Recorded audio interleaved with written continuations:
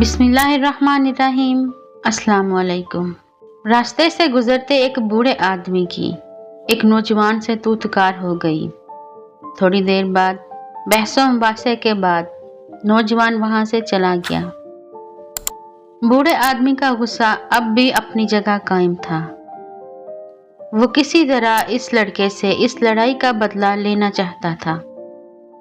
जिस्मानी तौर पर कमजोर होने की वजह से वो नौजवान से मारपीट तो नहीं कर सकता था, लेकिन इसने इसका एक और हल निकाला।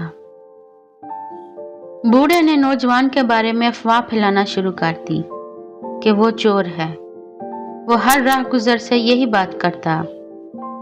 कई लोग इसकी बात को अनसुना कर देते, लेकिन चंद लोग यकीन भी कर लेते थे।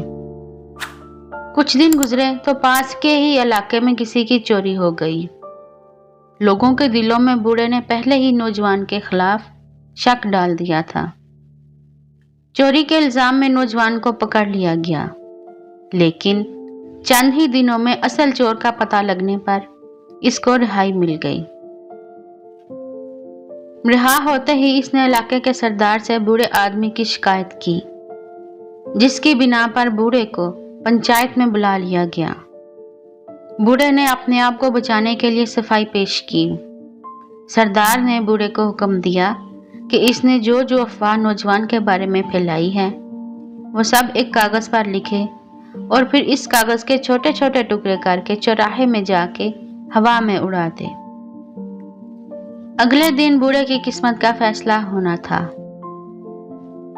बूढ़ा सरदार का हुक्म बजा लाया, कागज पे सब कुछ लिखा और इसके टुकड़े हवा में उड़ा दिए। अगले दिन जब पंचायत लगी, सभी लोग जमा हुए। बूढ़े ने रहम की इस्तदा की।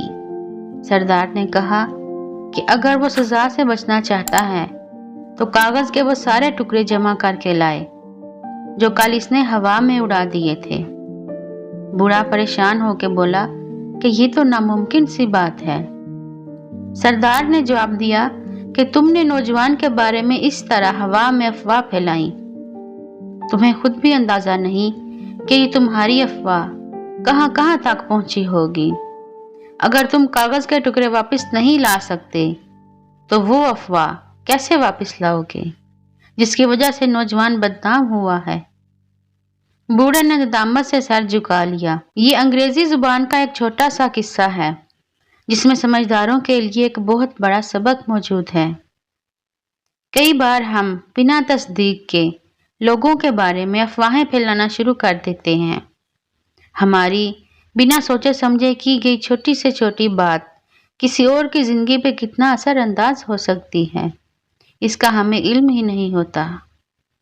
इसलिए बिना किसी तहकीक और वजह के किसी के बारे में गलत बात का प्रचार करना बहुत बड़ा गुनाह है, और इसके बारे में हमारे प्यारे आका सल्लल्लाहु अलैहि वसल्लम ने बहुत बड़ी वईद सुनाई है।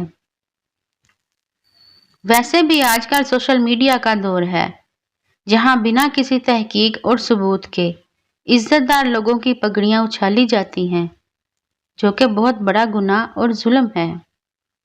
इसलिए एक मुसलमान होने के नाते हमें कभी अपने दूसरे मुसलमान भाई के बारे में ऐसी कोई बात नहीं करनी चाहिए कि जिससे इसकी इज्जत और आबरू पर सवालिया निशान उठें। अल्लाह ताला हमें अच्छे कामों पर कारबंद रहने और सीधे रास्ते पर चलने की तौफीक अता फरमाए। आमीन।